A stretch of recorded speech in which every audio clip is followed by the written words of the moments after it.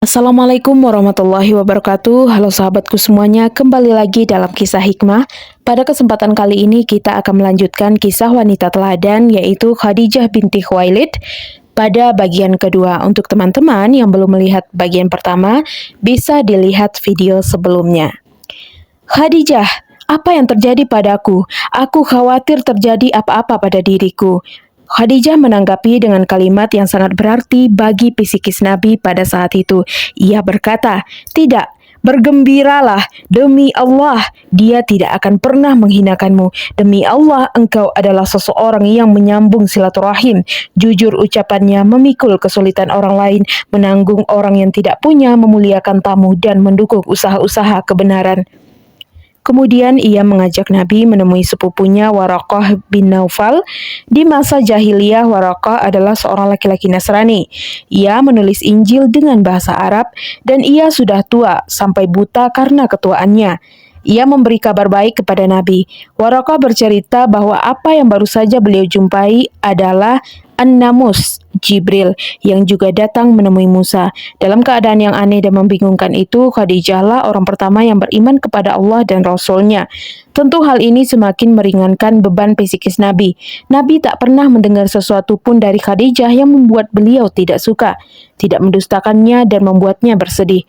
Melalui wanita mulia ini, Allah berikan banyak jalan keluar dan kemudahan untuk beliau.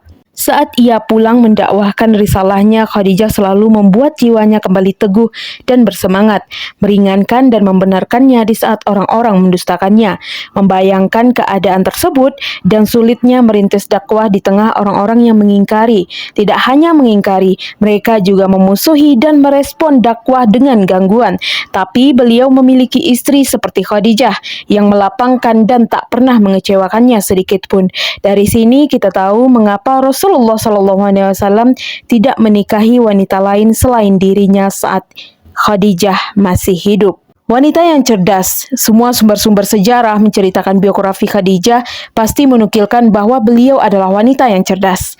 Hal itu terlihat dari bagaimana Khadijah meneliti sifat Muhammad bin Abdullah sebelum menjadi nabi dan bagaimana ia mampu bernegosiasi dan membesarkan usahanya. Kecerdasan yang lain adalah saat ia ingin menikah dengan Nabi. Ia memilih seorang utusan yang bernama Nafisah bin Maniyah. Wanita ini ialah wanita yang ia pilih dan dia tugaskan untuk meneliti Nabi Muhammad setelah pulang dari Syam. Agar tidak merasa malu karena umumnya wanita malu menyatakan perasaannya terlebih dahulu. Tampaklah seolah-olah Nabi Muhammadlah yang menginginkan Khadijah dan meminta dirinya untuk menikah dengan beliau. Setelah menikah, kembali Khadijah memberi keteladanan dalam kematangan akal dan pikiran. Ia tidak panik tak kala suaminya dalam kebingungan menerima wahyu pertama.